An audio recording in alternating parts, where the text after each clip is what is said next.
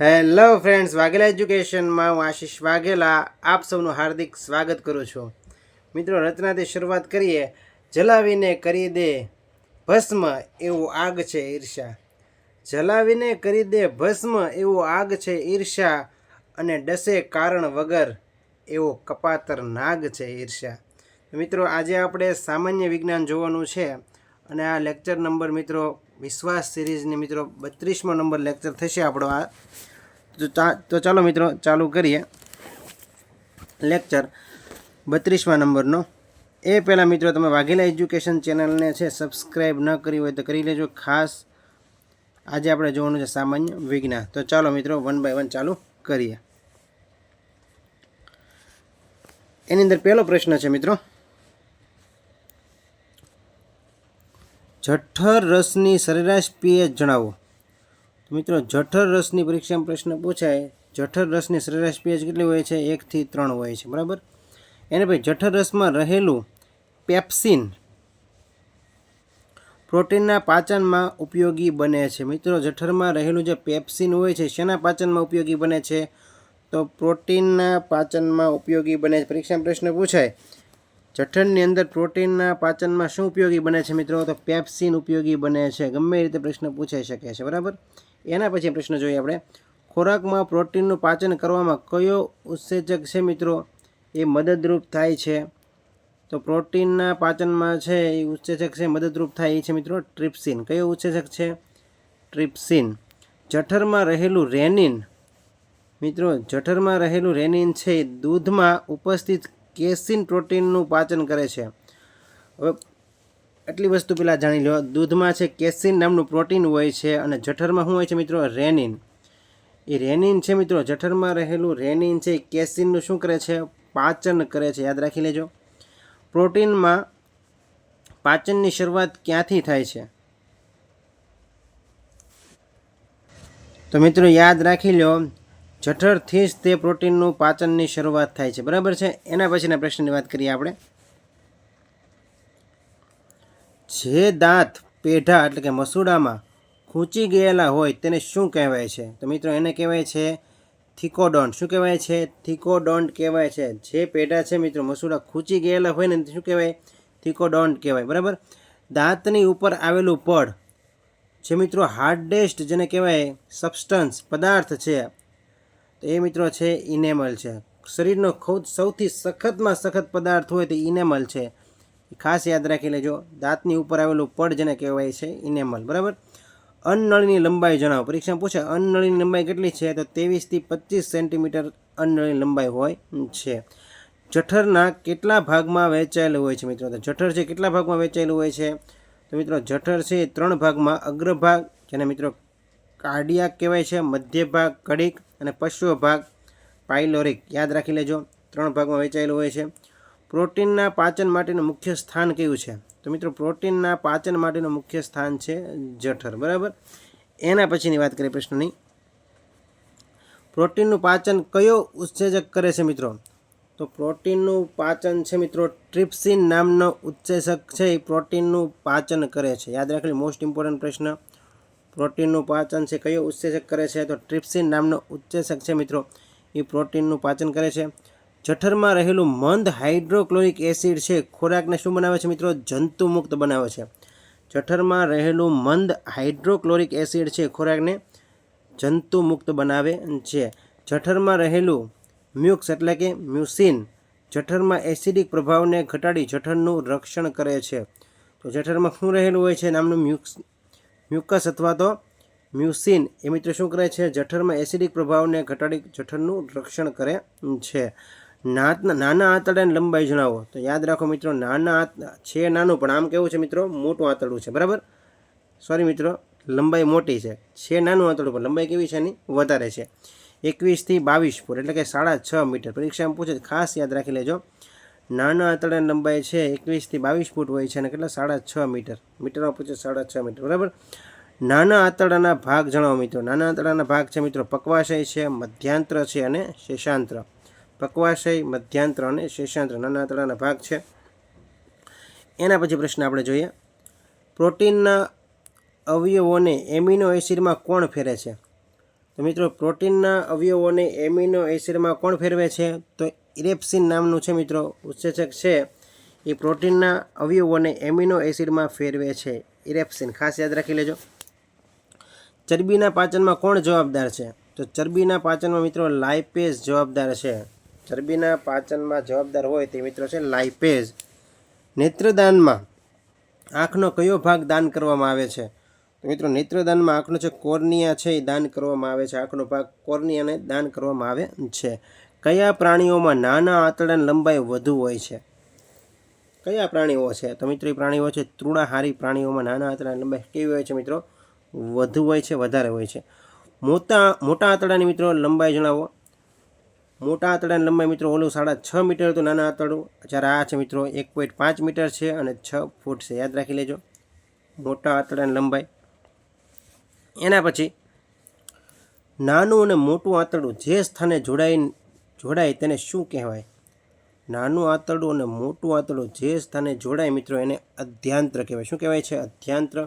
વનસ્પતિ પોતાના ખોરાકનો સંગ્રહ કયા સ્વરૂપે કરે છે? તો વનસ્પતિ મિત્રો પોતાના ખોરાકનો સંગ્રહ છે સ્ટાર્ચ સ્વરૂપે કરે છે. યાદ રાખી લેજો. પ્રાણીઓ પોતાના ખોરાકનો સંગ્રહ કયા સ્વરૂપે કરે છે? વનસ્પતિ મિત્રો સ્ટાર્ચ સ્વરૂપે સંગ્રહ કરે છે, જ્યારે પ્રાણીઓ પોતાનો ખોરાક છે ગ્લાયકોજન સ્વરૂપે છે ખોરાકનો સંગ્રહ કરે છે. યાદ રાખી લેજો. ખોરાકનું સંપૂર્ણ પાચન ક્યાં થાય છે? તો મિત્રો ખોરાકનું સંપૂર્ણ પાચન છે મિત્રો નાના આંતરડામાં થાય છે. યાદ રાખી લેજો. ખોરાકનું સંપૂર્ણ પાચન ક્યાં થાય છે?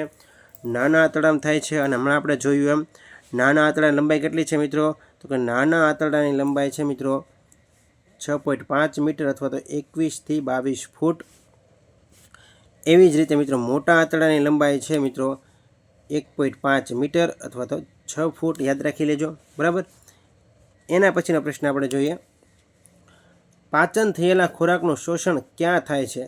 તો પાચન થયેલા ખોરાકનું શોષણ મિત્રો મોટા આંતરડામાં થાય છે. યાદ રાખી લેજો. ખોરાકનું સંપૂર્ણ પાચન ક્યાં થઈ જાય? નાના આંતરડામાં. પણ પાચન થયેલા ખોરાકનું શોષણ ક્યાં થાય છે? મોટા આંતરડામાં. એના પછીના પ્રશ્નની વાત કરીએ આપણે. પાચન થયેલ ખોરાકનું વહન શરીરના કયા ભાગોમાં મિત્રો પાચન થયેલા ખોરાકનું વહન શરીરના બધા ભાગોમાં કોણ કરે છે? તો શરીરના બધા ભાગો મિત્રો રુધિર કરે છે. કોણ કરે છે? પાચન થયેલા ખોરાકનું વહન શરીરના બધા ભાગોમાં રુધિર કરે છે. લાળ ગ્રંથિની સંખ્યા જણાવો. તો મિત્રો લાળ ગ્રંથિની સંખ્યા મિત્રો 6 છે, 3 જોડ છે. ખાસ યાદ રાખી લેજો. લાળમાં કયો એન્ઝાઇમ હોય છે મિત્રો? લાળમાં કયા એન્ઝાઇમ હોય છે? તો ટાઇલિન હોય છે, એટલે કે એમાઇલેઝ અને લાઇસોઝાઇમ. યાદ રાખી લેજો. ટાઇલિન અને લાઇસોઝાઇમ. અને ટાઇલિન બીજું નામ છે એમાઇલેઝ. ખાસ યાદ રાખી લેજો. કાર્બોહાઈડ્રેટનું પાચન થઈ શું બને છે? કાર્બોહાઈડ્રેટનું પાચન થઈ મિત્રો ગ્લુકોઝ બને છે. યાદ રાખી લેજો. કાર્બોહાઈડ્રેટનું પાચન થઈ શું બને છે? ગ્લુકોઝ બને છે. મિત્રો બધું સામાન્ય વિજ્ઞાન છે. બરાબર. આ તો તમને આવડવું જ જોઈએ. એના પછી પ્રોટીનનું પાચન થઈને શું બને છે? કાર્બોહાઈડ્રેટનું પાચન થઈને મિત્રો ગ્લુકોઝ બની જાય. તો પ્રોટીનનું પાચન થઈને શું બને? એમિનો એસિડ બને. શું બને? પ્રોટીનનું પાચન થઈ જાય પછી શું બની જાય? Amino acid. એના પછી વાત કરીએ આપણે પ્રશ્નોની. એ પહેલાં મિત્રો જાહેરાત તમને કરી દઉં. આપણે વિશ્વાસ સિરીઝ જે ચાલે છે 1 to 30 બરાબર પૂરી થઈ છે. અત્યારે મિત્રો આ 32મો ભાગ છે આપણો. 1 થી 30ની જેને PDF જોતી હોય PDF. અને મિત્રો મોસ્ટ IMP જે બેલીફના મોડેલ પેપર છે આપણે 1 થી તે 5 બેલીફના મોડેલ પેપર બનાવેલા છે ખૂબ મહેનત કરીને મિત્રો. અને વિશ્વાસ સિરીઝમાં તમને ખબર જ છે ઓલરેડી હું મોડે સુધી જાગીને ટાઈપિંગ કરીને વિશ્વાસ સિરીઝ બનાવતો હોઉં છું. અને મિત્રો 5 મોડેલ પેપર સમજૂતી સાથે બનાવેલા છે. એની મિત્રો નજીવી કિંમતમાં જે વિદ્યાર્થીઓ મહેનત કરે છે અને ક્વિક રિવિઝન માટે નજીવી કિંમતમાં માત્ર 100 રૂપિયામાં મિત્રો છે આવું મોડેલ પેપર તમને PDF સ્વરૂપે હું આપવાની શરૂઆત કરી છે. ઘણાની ડિમાન્ડ હતી એટલા માટે મિત્રો. તો જેને PDF જોતી હોય એ મિત્રો આ નંબર ઉપર છે એ સ્ક્રીનશોટ મોકલીને 100 રૂપિયા મિત્રો પેમેન્ટ થઈ જાય. સ્ક્રીનશોટ મોકલીને PDF છે એ વોટ્સઅપ પર મેળવી શકે છે મિત્રો. અને ગણિતનું સોલ્યુશન ખાસ નોંધ, ગણિતનું સોલ્યુશન તમારે વિડીયોમાં જોવાનું રહેશે. બરાબર. આગળ વધીએ. ચરબીનું પાચન થઈ શામાં રૂપાંતર થાય છે? ચરબીનું પાચન થઈ મિત્રો શામાં રૂપાંતર થાય છે? ફેટી એસિડ અને ગ્લિસરોલમાં રૂપાંતર થાય. ચરબીનું પાચન થઈ શામાં રૂપાંતર થાય? ફેટી એસિડ અને ગ્લિસરોલની અંદર. ટાઇલિનનું કાર્ય શું છે? તો ટાઇલિનનું કાર્ય મિત્રો ખોરાકમાં ઉપસ્થિત સ્ટાર્ચનું ગ્લુકોઝમાં રૂપાંતર કરે. હવે ટાઇલિન આવ્યું એ ખોરાકમાં ઉપસ્થિત જે ખોરાકની અંદર સ્ટાર્ચ હોય છે ને એ સ્ટાર્ચનું શેમાં રૂપાંતર કરે છે? ગ્લુકોઝમાં ટાઇલિન છે રૂપાંતર કરે છે. યાદ રાખી લેજો. લાઇસોઝાઇમનું કાર્ય જણાવો. તો લાઇસોઝાઇમનું કાર્ય મિત્રો ભોજનમાં ઉપસ્થિત હાનિકારક જીવાણુ નાશ કરે છે. બે વસ્તુ યાદ રાખો પહેલાં મુખ્ય વાત મિત્રો, ટાઇલિન. ટાઇલિનનું કામ શું છે? ટાઇલિનનું કામ છે મિત્રો સ્ટાર્ચનું છે ગ્લુકોઝમાં રૂપાંતર કરે છે. આપણે જે ખોરાક હોય છે એ સ્ટાર્ચનું ગ્લુકોઝમાં રૂપાંતર કરે. અને લાઇસોઝાઇમ શું કામ છે લાઇસોઝાઇમનું? એ મિત્રો હાનિકારક મિત્રો જે જીવાણુ હોય છે એનો શું કરે છે મિત્રો? નાશ કરે છે. ભોજનમાં જે કાંઈ હાનિકારક જીવાણુ હોય છે એનો નાશ કરે છે. યાદ રાખી લેજો. માનવ શરીરની સૌથી મોટી ગ્રંથિ કઈ છે? તો મિત્રો માનવ શરીરની સૌથી મોટી ગ્રંથિ મિત્રો યકૃત છે. યાદ રાખી લેજો. યકૃત પિત્તરસનું ઉત્પાદન કરે છે. તેનો સંગ્રહ ક્યાં થાય છે? તો મિત્રો યકૃત છે પિત્તરસનું ઉત્પાદન કરે છે, એનો સંગ્રહ થાય છે પિત્તાશયમાં. યાદ રાખી લેજો. એના પછી પ્રશ્ન જોઈએ આપણે, કયું અંગ ઇન્સ્યુલિન અંતઃસ્ત્રાવ ઉત્પન્ન કરે છે? તો મિત્રો ઇન્સ્યુલિનનો અંતઃસ્ત્રાવ ઉત્પન્ન કરે છે સ્વાદુપિંડ. ખાસ યાદ રાખજો. યકૃત દ્વારા સ્ત્રાવિત થતો કયા રક્તસ્કંદક પદાર્થના કારણે રુધિર રક્તવાહિનીઓમાં જામી જતું નથી? Most important. જ્યારે પણ આપણને લોહી નીકળે છે મિત્રો, ત્યારે મિત્રો તમે જોઈ શકો છો કે લોહી એકદમ નીકળ્યા જ નથી કરતું. શું થાય છે મિત્રો? જામી જાય. શું થાય છે? જામી જાય છે. અને પાતળી લેયર એટલે કે પડ બનાવી દે છે, બરાબર. અને રુધિરને બહુ વહેવા દેતું નથી આપણું શરીર. તો મિત્રો શેના આભારી છે? શું કીધું? યકૃત દ્વારા સ્ત્રાવિત થતો કયો રક્તસ્કંદક પદાર્થના કારણે રુધિર રક્તવાહિનીઓમાં જામી જતું નથી? તો યાદ રાખી લેજો, હિપેરિન. હિપેરિન તો ભૂલાવવું જ ન જોઈએ, બરાબર. અથવા તો હાઇપિન શબ્દ આપણે હિપેરિન યાદ રાખો. હિપેરિન ઘણી બુકમાં, મોસ્ટ ઓફલી બુકમાં હિપેરિન જ હોય છે, બરાબર. કયા અંતઃસ્ત્રાવ ઘા દરમિયાન રુધિરને જામવા મદદ કરે છે? હવે મિત્રો અંતઃસ્ત્રાવ એક મદદ કરે, રુધિર જામી જાય છે, બરાબર. રક્તવાહિનીમાં નથી જામી જતું, હિપેરિન. અને મિત્રો બીજી વાત કે રુધિર જામી જવામાં મદદરૂપ કયો અંતઃસ્ત્રાવ છે મિત્રો? એ છે થ્રોમ્બોપ્લાસ્ટિન. Most important. આ બંને તો ભૂલાવા જ ન છે, બરાબર. હિપેરિન અને થ્રોમ્બોપ્લાસ્ટિન મોસ્ટ ટાઈમપી છે. યાદ રાખી લો, હિપેરિન અને થ્રોમ્બોપ્લાસ્ટિન બંને યાદ રાખજો. યકૃત કયા વિટામિનનું સંશ્લેષણ કરે છે મિત્રો? યકૃત છે વિટામિન એનું સંશ્લેષણ કરે છે. વિટામિન એની ઉણપના કારણે રતાંધળાપણું અને આંખની બીમારીઓ છે સર્જાય છે. યાદ રાખી લેજો. Vitamin A. વિટામિન એનું રાસાયણિક નામ છે મિત્રો રેટિનોલ. કયું છે? રેટિનાલ. યાદ રાખી લેજો. વિટામિન એનું રાસાયણિક નામ છે. સ્વાદુપિંડ એ કયા પ્રકારની ગ્રંથિ છે? તો સ્વાદુપિંડ છે મિત્રો ઇન્સ્યુલિન અંતઃસ્ત્રાવ ઉત્પન્ન કરે છે. અને સ્વાદુપિંડ એ કયા પ્રકારની ગ્રંથિ છે? તો મિત્રો એ છે હિટેરોફાઇન, એટલે કે ઉભયસ્ત્રાવી ગ્રંથિ છે. યાદ રાખી લેજો. એના પછીના પ્રશ્નની વાત કરીએ આપણે. સ્વાદુપિંડમાં ટ્રિપ્સિન ઉત્સેચકો શેનું કાર્ય કરે છે? સ્વાદુપિંડની અંદર ટ્રિપ્સિન ઉત્સેચકો છે પ્રોટીનનો એમિનો એસિડમાં પરિવર્તિત કરવા માટે ઉત્પ્રેરક તરીકેનું કાર્ય કરે છે. ટૂંકમાં પ્રોટીનનો એમિનો એસિડમાં છે મિત્રો પરાવર્તિત કરવા માટેનું છે કામ કોણ કરે છે? સ્વાદુપિંડમાં ટ્રિપ્સિન ઉત્સેચક છે એ કાર્ય કરે છે. એના પછી જોઈએ ઇન્સ્યુલિન અંતઃસ્ત્રાવ શરીરમાં શેની માત્રાને વિનિયમિત કરે છે મિત્રો? તો ઇન્સ્યુલિન છે એ અંતઃસ્ત્રાવ છે શરીરમાં મિત્રો શર્કરાની માત્રાને વિનિયમિત કરે છે. શર્કરાની માત્રા જે વધારો ઘટાડો છે અને નિયમિત કરે ઇન્સ્યુલિન અંતઃસ્ત્રાવ. યાદ રાખી લેજો. હવે મિત્રો બે પ્રશ્ન આવે છે મોસ્ટ ઇમ્પોર્ટન્ટ. ઘણા બધા ભૂલ કરે છે. હવે આપણે ભૂલ કરવા નથી, પરીક્ષામાં પ્રશ્ન પૂછાય જ્યારે, બરાબર. ઇન્સ્યુલિનની ઉણપના કારણે અને ઇન્સ્યુલિન વધવાના કારણે કયો રોગ થાય છે? Most important. ઇન્સ્યુલિનની ઉણપના કારણે છે, બધા ઇન્સ્યુલિનની વાત આવે ને ઉણપના કારણે એટલે વધવાના કારણે અથવા ઉણપના કારણે બધાને એક જ જવાબ આવડે, ડાયાબિટીસ થાય, મધુપ્રેહ થાય, બરાબર. પણ મિત્રો ખાસ યાદ રાખજો, ઇન્સ્યુલિનના ઉણપના કારણે કયો રોગ થાય છે? ડાયાબિટીસ થાય છે. અને ઇન્સ્યુલિન વધવાના કારણે કયો રોગ થાય છે?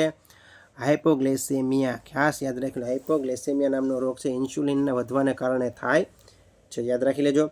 હાડકાં શેના બનેલા હોય છે? તો કેલ્શિયમ કાર્બોનેટ અને ફોસ્ફરસના હાડકાં બનેલા હોય છે.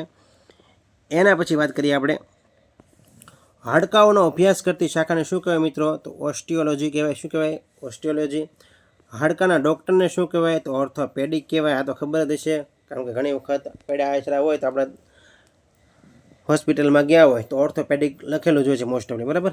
જન્મ સમયે માનવ શરીરમાં કેટલા હાડકાં હોય છે? તો મિત્રો જન્મ સમયે માનવ શરીરની અંદર છે મિત્રો બુક પ્રમાણે 270, 300 અને ઘણી બુકમાં 305 આપેલા છે. એટલે આપણે શું કરીશું આની અંદર? આવી રીતનું જ્યારે આપેલું હોય ત્યારે ઓપ્શન પ્રમાણે આપણે કામ કરવાનું રહેતું હોય છે, બરાબર. એના પછી નાના બાળકોમાં કેટલા હાડકાં હોય છે મિત્રો? નાના બાળકોમાં છે હાડકાં 213 હાડકાં હોય છે. પુખ્ત મનુષ્યમાં કેટલા હાડકાં હોય છે? તો પુખ્ત મનુષ્યમાં મિત્રો 206 હાડકાં હોય છે. યાદ રાખી લો, નાના બાળકોમાં 213, પુખ્ત મનુષ્યમાં 206 હાડકાં હોય છે. એના પછી પ્રશ્ન જોઈએ આપણે, રુધિરકોષનું નિર્માણ ક્યાં થાય છે? રુધિરકોષનું નિર્માણ મિત્રો હાડકાઓના પોલાણમાં રહેલા અસ્થિમજ્જા. મોસ્ટ ઇમ્પોર્ટન્ટ, પરીક્ષામાં પ્રશ્ન પૂછાય. રુધિરકોષોનું નિર્માણ ક્યાં થાય છે? તો હાડકાઓના પોલાણમાં રહેલા અસ્થિમજ્જામાં રુધિરકોષોનું નિર્માણ થાય છે. કાન અને નાકના હાડકાં શેના બનેલા હોય છે? તો મિત્રો કાન અને નાકના હાડકાં છે મિત્રો કુર્ચા એટલે કે કાસ્થીના બનેલા હોય છે.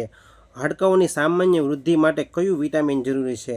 મિત્રો હાડકાઓની સામાન્ય વૃદ્ધિ માટે વિટામિન ડી છે એ ખૂબ જ જરૂરી છે. વિટામિન ડીનું રાસાયણિક નામ કેલ્સીફેરોલ છે. શું છે? કેલ્સીફેરોલ. યાદ રાખી લેજો. આમ યાદ રાખવાનું ડીકે. હું યાદ રાખવાનું ડીકે, કેલ્સીફેરોલ, બરાબર. એના પછી અને વિટામિન ડીની ઉણપના કારણે કયો રોગ થાય છે? વિટામિન ડીની ઉણપના કારણે છે રિકેટસ સુક્તાન નામનો રોગ થાય છે. મિત્રો આ પ્રશ્ન હમણાં હાઈકોર્ટ ટ્રાન્સલેટરની એક્ઝામ લેવાની મિત્રો, એની અંદર આ પ્રશ્ન પૂછાયેલો હતો. વિટામિન ડીની ઉણપના કારણે સુક્તાન રિકેટસ નામનો રોગ થાય છે મિત્રો, યાદ રાખી લેજો. પુખ્ત મનુષ્યમાં વિટામિન ડીની ઉણપથી કઈ બીમારી થાય છે? તો પુખ્ત મનુષ્ય જે છે એમાં મિત્રો વિટામિન ડીની ઉણપના કારણે રોગ થાય છે ઓસ્ટિયોમલેશિયા. મિત્રો કે થાય છે ઓસ્ટિયોમલેશિયા નામનો રોગ થાય છે. પુખ્ત મનુષ્યની અંદર વિટામિન ડીની ઉણપ હોય તો આ રોગ થાય છે, જેનું નામ છે ઓસ્ટિયોમલેશિયા, બરાબર. એના પછી વાત કરીએ આપણે, શરીરનું સૌથી મોટું હાડકું કયું છે? શરીરનું સૌથી મોટું હાડકું મિત્રો છે ફીમર, એ સાથળનું હાડકું છે, શરીરનું સૌથી મોટું હાડકું છે. મનુષ્યનું સૌથી નાનું હાડકું કયું છે મિત્રો? મનુષ્ય શરીરનું સૌથી નાનું હાડકું છે મિત્રો સ્ટેપ્સ, જેને પેંગડું પણ કહેવાય છે, જેને કાનની અંદર હાડકું આવેલું હોય છે. સૌથી નાનું હાડકું મનુષ્યના શરીરનું. ચહેરાનું સૌથી મોટું હાડકું પૂછાય તો ચહેરાનું સૌથી મોટું હાડકું મિત્રો અધોહનું છે. અધોહ, યાદ રાખી લો, અધોહનું, બરાબર. ચહેરાનું સૌથી મોટું હાડકું છે. ચહેરાનું સૌથી નાનું હાડકું પૂછે તો મિત્રો છે લેક્રિમલ છે, આંખની પાછળના ભાગમાં જે આવેલું હોય છે. ચહેરાનું પૂછે તો યાદ રાખો, શરીરનું પૂછે મોટું હાડકું તો ફીમર આવશે, નાનું હાડકું પૂછે શરીરનું તો સ્ટેપ્સ આવશે, જેને પેંગડું પણ કહેવાય છે. ચહેરાનું સૌથી મોટું હાડકું પૂછે તો અધોહનું આવશે. ચહેરાનું સૌથી નાનું હાડકું પૂછે તો લેક્રિમલ આવશે, જે આંખના પાછળના ભાગમાં હોય છે. મસ્તિષ્કમાં કુલ કેટલા હાડકાઓ હોય છે? તો મિત્રો મસ્તિષ્કની અંદર મિત્રો છે ટોટલ 29 હાડકાઓ હોય છે માથાની અંદર, બરાબર. એના પછી વાત કરીએ આપણે, ખોપડીના અને ચહેરાના હાડકાઓ જણાવો મિત્રો. તો ખોપડીના મિત્રો હાડકાં હોય છે 8 અને ચહેરાના હાડકાં હોય છે કેટલા હોય છે? 14 હોય છે, બરાબર. ખોપડી અને ચહેરા, ખોપડીના પૂછે તો 8 અને ચહેરાના પૂછે 14. પાંસળીઓની વચ્ચે જોડતા હાડકાને શું કહેવાય છે? તો ઉરોસ્થિ કહેવાય. પાંસળીઓ વચ્ચે જોડતા હાડકાને મિત્રો શું કહેવાય છે? ઉરોસ્થિ કહેવાય છે. અક્ષય કંકાલમાં કેટલા હાડકાં હોય છે? તો અક્ષય કંકાલમાં મિત્રો 80 હાડકાં હોય છે. અનુબંધી કંકાલમાં કેટલા હાડકાં હોય છે? 126 હાડકાં હોય છે. અને અનુબંધી કંકાલના ઉપરના ભાગને શું કહેવાય છે? તો અંશમેખલા કહેવાય છે. આ મિત્રો ખાલી વાંચવા પૂરતું વાંચી લેજો, મે બી કદાચ ન પણ પૂછાય, બરાબર. આપણે યાદ રાખશું બધું. અક્ષય કંકાલમાં કેટલા હાડકાં હોય છે? 80. અનુબંધી કંકાલમાં કેટલા હાડકાં હોય છે? 126. અનુબંધી કંકાલના ઉપરના ભાગને શું કહેવાય છે? અંશમેખલા. અને અનુબંધી કંકાલના નીચેના ભાગને શું કહેવાય છે? તો મિત્રો કહેવાય છે શ્રેણી મેખલા. યાદ રાખી લેજો, શ્રેણી મેખલા. નીચેના ભાગને શ્રેણી મેખલા કહેવાય છે અનુબંધી કંકાલના, અને ઉપરના ભાગને મિત્રો અંશ મેખલા કહેવાય છે, બરાબર. એના પછી પ્રશ્ન જોઈએ, હાડકાથી હાડકાના જોડાણને શું કહેવાય છે? મિત્રો હાડકાથી હાડકાના જોડાણને કહેવાય છે ગિલામેન્ટ્સ. શું કહેવાય છે? ગિલામેન્ટ્સ કહેવાય છે. માંસપેશીથી હાડકાના જોડાણને શું કહેવાય છે મિત્રો? ટેન્ડન કહેવાય. શું કહેવાય છે? ટેન્ડન. રવિના ટંડન નહીં, બરાબર, ટેન્ડન. માંસપેશીથી હાડકાના જોડાણને શું કહેવાય? ટેન્ડન. ટીબિયા અને ફિબુલા નામના હાડકાઓ ક્યાં આવેલા હોય છે? Most important. ટીબિયા અને ફિબુલા નામના હાડકાઓ છે ક્યાં આવેલા હોય છે? પગમાં આવેલા હોય છે. સૌથી ચમકતું હાડકું કયું છે? સૌથી ચમકતું મિત્રો હાડકું હોય તો એ મિત્રો છે ટીબિયા. પરીક્ષામાં પ્રશ્ન પૂછાય, માનવ શરીરનું સૌથી ચમકતું હાડકું કયું છે? તો એ મિત્રો છે ટીબિયા, બરાબર. એના પછી આગળ વધીએ આપણે, કયા હાડકા વડે ઘૂંટણ ઘેરાયેલું હોય છે? કયા હાડકા વડે છે ઘૂંટણ ઘેરાયેલું હોય છે? તો પટેલા નામના હાડકા વડે છે ઘૂંટણ ઘેરાયેલું હોય છે. પટેલા, ખાસ યાદ રાખી લેજો. ખોપરી અને ચહેરાના હાડકાં મળીને શેની રચના થાય છે મિત્રો? ખોપરી અને ચહેરાના હાડકાં મળીને માથાની રચના થાય છે. ચહેરામાં કેટલા હાડકાં હોય છે? તો 14 હોય છે. હમણાં વાત થઈ ગઈ આપણે. છાતીના પિંજરામાં કેટલા હાડકાં હોય છે? તો મિત્રો છાતીના પિંજરામાં છે મિત્રો 24 + 1 એટલે 25 હાડકાઓ હોય છે. બરાબર. કરોડ સ્તંભ શેની બનેલી હોય છે? તો કશેરુકાની મિત્રો. કરોડ સ્તંભ છે કશેરુકાની બનેલી હોય છે. એના પછી વાત કરીએ આપણે. કરોડ સ્તંભમાં કેટલા હાડકાં હોય છે? તો કરોડ સ્તંભમાં મિત્રો છે 33 હાડકાં હોય છે. મિત્રો આ બધું યાદ રાખવા માટે તમારે શું કરવું પડશે? લખવું પડશે. શું કરવું પડશે? લખવું પડશે. કહેવાય છે ને કે 2 વાર વાંચો ને 1 વાર લખો, એ બંને સેમ છે. એટલે લખતા જજો એટલે ઓટોમેટિક યાદ રહેશે. એના પછી હાથ અને પગના કેટલા હાડકાં હોય છે? હાથ અને પગના કેટલા હાડકાં હોય છે મિત્રો? તો હાથ અને પગના હાડકાં હોય છે 30. બરાબર. હાથ અને પગના 30 હાડકાં હોય છે. સ્નાયુઓના કયા કયા 2 પ્રકાર પડે છે? તો મિત્રો અનૈચ્છિક સ્નાયુઓ અને ઐચ્છિક સ્નાયુઓ. ખોપરીમાં કેટલા હાડકાં હોય છે? તો ખોપરીમાં મિત્રો 8 હાડકાં હોય છે. છાતીના પિંજરામાં કેટલી જોડ પાંસળી હોય છે? તો 12 જોડ પાંસળી હોય છે. અને સંખ્યા પૂછે તો કેટલી આવશે? 24. બરાબર. એના પછી આગળ વધીએ આપણે.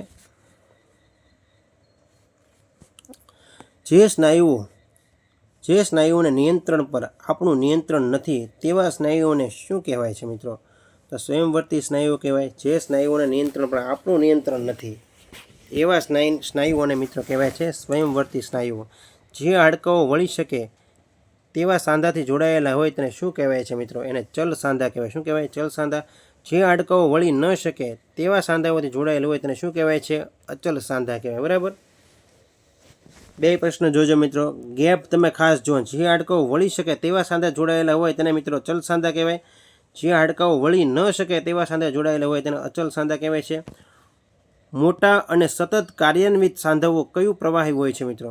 તો મોટા અને સતત કાર્યાન્વિત સાંધાઓમાં કયું પ્રવાહી હોય છે? તો સિનોવાયલ ફ્લડ નામનું છે પ્રવાહી હોય છે. યાદ રાખી લેજો. અને ભાઈ સામાન્ય રીતે તંદુરસ્ત વ્યક્તિના શરીરનું તાપમાન કેટલું હોય છે? Most important. તંદુરસ્ત માનવ શરીર મિત્રો એનું તાપમાન હોય છે 98.6 ફેરનહીટ અથવા તો 37 સેલ્સિયસ. બંને યાદ રાખજો. ફેરનહીટ અને સેલ્સિયસ બંનેની અંદર 98.6 ફેરનહીટ અને 37 સેલ્સિયસ. એના પછી પ્રશ્નની વાત કરીએ આપણે. શ્વાસ નળી અને કંઠ નળીને અલગ કરતી રચના કયા નામે ઓળખાય છે? મોસ્ટ ઇમ્પોર્ટન્ટ ઘાટી ઢાંકણ. આપણે ઘણીવાર છે ભોજન કરતા હોય ત્યારે મિત્રો ભોજન છે શ્વાસ નળીમાં ન વયું જાય. બરાબર. તે આ બધું અટકાવવાનું કામ કોણ કરે છે? ઘાટી ઢાંકણ મેન છે. બરાબર. એમાં શું આવશે? ઘાટી ઢાંકણ મેન છે. યાદ રાખી લેજો. શ્વાસ નળી અને કંઠ નળીને અલગ કરતી રચના એ નામ છે ઘાટી ઢાંકણ. એને જે શ્વસનમાં ઓક્સિજનની હાજરી અનિવાર્ય હોય એવા શ્વસનને મિત્રો જારક શ્વસન કહેવાય. બરાબર. ઓક્સિજનની હાજરી કેવી હોય? અનિવાર્ય હોય એને જારક શ્વસન કહેવાય. અને ઓક્સિજનની હાજરી ન હોય ને અજારક શ્વસન કહેવાય. જારક શ્વસન દરમિયાન ગ્લુકોઝના અણુઓનું સંપૂર્ણ ઓક્સિડેશન થઈ શેમાં રૂપાંતર થાય છે? તો જારક શ્વસનમાં દરમિયાન મિત્રો ગ્લુકોઝના અણુઓનું સંપૂર્ણ ઓક્સિડેશન થઈ શેમાં રૂપાંતર થાય છે? કાર્બન ડાયોક્સાઇડ અને પાણીમાં રૂપાંતર થાય છે. કોષ રસમાં ઓક્સિજનની ગેરહાજરીમાં થતા શ્વસનને શું કહેવાય? તો કોષ રસમાં ઓક્સિજનની ગેરહાજરીમાં થતા શ્વસનને મિત્રો અજારક શ્વસન કહેવાય. શું કહેવાય? અજારક શ્વસન કહેવાય. ઓક્સિજનની ગેરહાજરી હોય, ઓક્સિજનની હાજરી હોય એને જારક શ્વસન કહેવાય. બરાબર. શ્વસન માર્ગનું પ્રથમ અંગ કયું છે? તો શ્વસન માર્ગનું પ્રથમ અંગ મિત્રો નાક છે. યાદ રાખજો. પ્રથમ અંગ કયું છે? નાક છે. એના પછી પ્રશ્ન જોઈએ આપણે. શ્લેષ્મ ગ્રંથિ ક્યાં આવેલી હોય છે? તો શ્લેષ્મ ગ્રંથિ મિત્રો આવેલી હોય છે નાકની અંદરની દિવાલ પર.